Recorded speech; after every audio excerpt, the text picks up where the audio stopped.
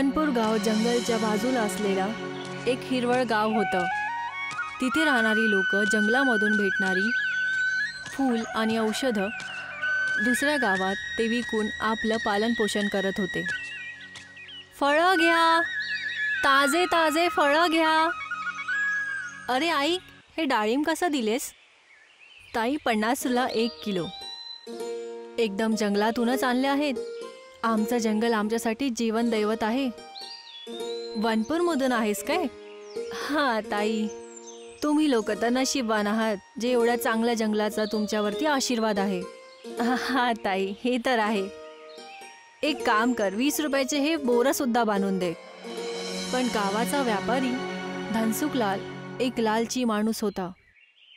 जंगलातली झाडं कापून लाकूड विकून त्याचा व्यवसाय करायचा आणि खूप पैसे कमवायचा.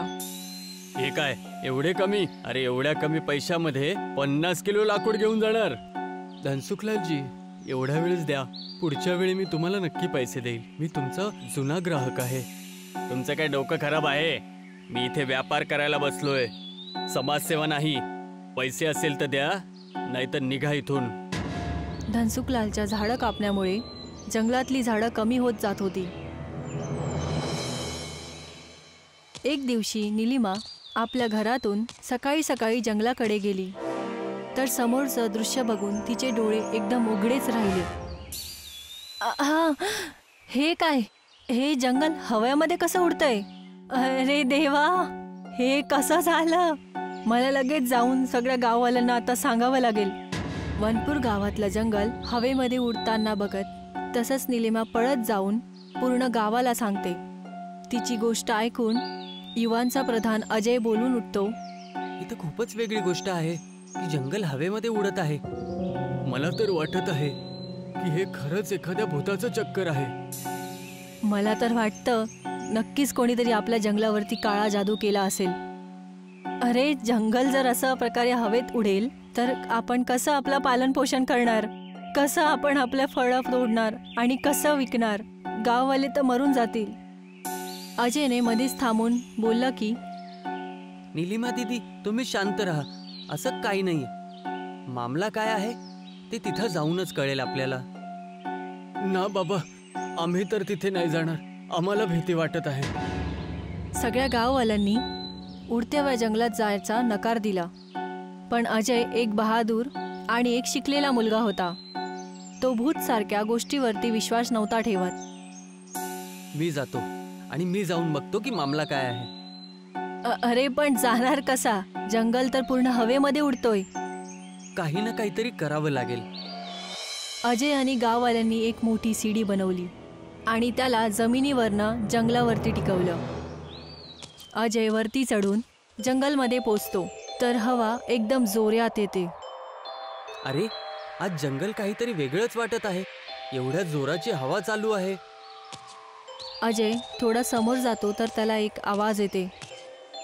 अरे बाळा, तुझं नाव अजय आहे ना? जी माई, मी वनपूर गावाचा प्रधान आहे.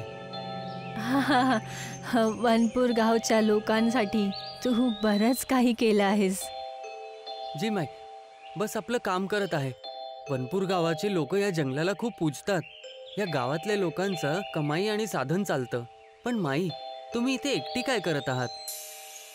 बस बेटा, समजून घे की आता हे जंगल माझं आहे आणि मी या जंगलातली आहे. माझ्या कुटुंबातली लोक आता ह्या जगात नाही राहिले.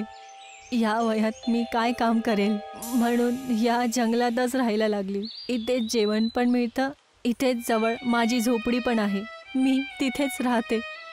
पण तुझ्याच गावाचा धनसुखलाल जो लाकडांचा व्यापार करतो, तो तर या जंगलाला एकदम नष्ट करतोय. ते तर आहे आई, पण लाकडांच्या व्यापारासाठी तो झाड कापत आहे. पण नवीन झाडांना लावतच नाहीये. असंच जर कापत राहिला तर हे जंगल तर एक दिवस संपून जाईल. मी त्याला खूप वेळेस समजवलंय. निसर्गाचा पूर्ण संतुलन खराब होत चालला आहे. बरोबर बोलत आहे माई. जेव्हा हे जंगल संपेल तेव्हा गाववाले सुद्धा नाही वाचणार.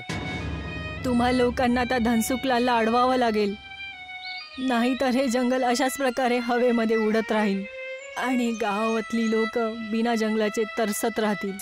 माई, गावाचा प्रधान असल्या नात्याने मी ह्या गोष्टीला जरूर नीट करेल. पण तुम्ही माझ्या सोबत चला माई. आमचं गाव तुम्हाला सांभाळेल. नाही बाळा, तू जा. माझ्यासाठी फक्त एवढंच कर की त्या धनसुखलालला समजव, नाही तर हे जंगल नष्ट होऊन जाईल. अजयने जेव्हा ही गोष्ट गावातल्या लोकांना सांगितली तर गावातली लोक लगेच धनसुखलालच्या इथे जातात. पण धनसुखलालने लगेच नकार दिला. अरे भाऊ, मी आता माझा काम धंदा बंद केला तर मी कसे पैसे कमवेल? काय भिकारी बनू? अरे भाऊ, काम धंदा बंद करा कोण म्हणत आहे? आम्ही तर एवढंच इच्छा म्हणतोय. फक्त झाडाचं कापणं बंद करा आणि याच्या सोबत काही दुसरं काम चालू करा. जेवढे झाडं कापताल त्याच्यापेक्षा 2 गुणा झाडं जंगलामध्ये लावा. हे बघा धनसुखलालजी, जर तुम्ही असं नाही करणार तर गाव नाही वाचणार. तुम्ही समजा, हे काम चालू करण्यामध्ये मी तुमची साथ देतो. आपण जंगलामध्ये ज्या जडीबुटी आणि कंदमुळे आहेत त्याला बाजारामध्ये जाऊन विकू शकतो आणि या जडीबुटी आणि कंदमुळांपासून औषधं बनतील आणि त्याचे चांगले पैसे बनतील. अजयने समजवल्यानंतर धनसुखलालला समजतं, तर धनसुखलाल यासाठी तयार होतो. जेव्हा अजय परत जंगलात जातो तेव्हा तिथे परत ती म्हातारी भेटते. हे ऐकून खुशी झाली की धनसुखलाल झाडाची कापणी बंद करून नवीन झाडे लावतील. मला वाटतं की जंगलाला परत सामान्य होण्यासाठी काहीच अडचण नाही येणार.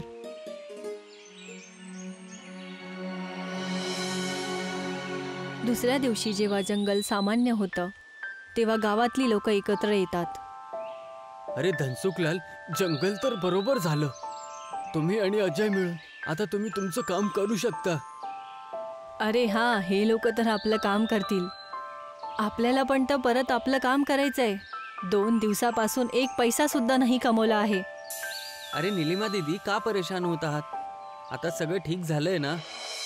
धनसुखलाल आणि अजय एकत्र येऊन जंगलातली औषधी आणि जडीबुटी कंदमुळे शहरमध्ये एका औषधी कंपनीला विकतात. पैसे देताना अजय बोलला, धनसुखलाल, मी बोललो होतो ना तुमची चांगली आमदनी होणार. हो भाऊ, जरा बघ तरी, हा धंदा एवढा चांगला चालेल मी विचार पण नव्हता केला. धनसुखलाल, जंगलाची कदर करा.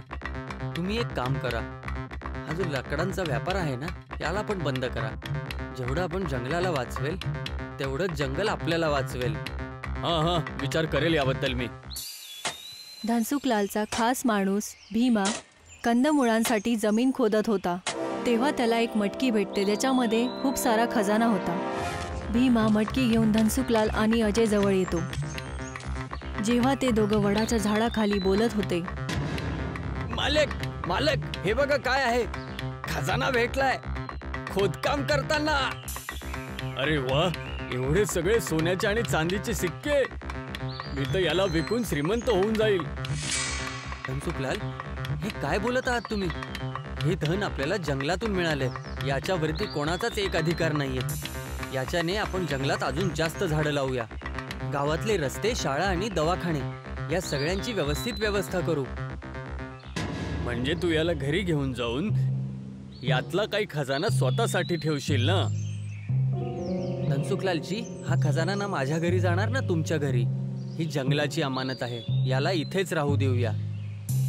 अजयची गोष्ट ऐकून लालची धनसुखलाल तेव्हा तर चूप बसतो.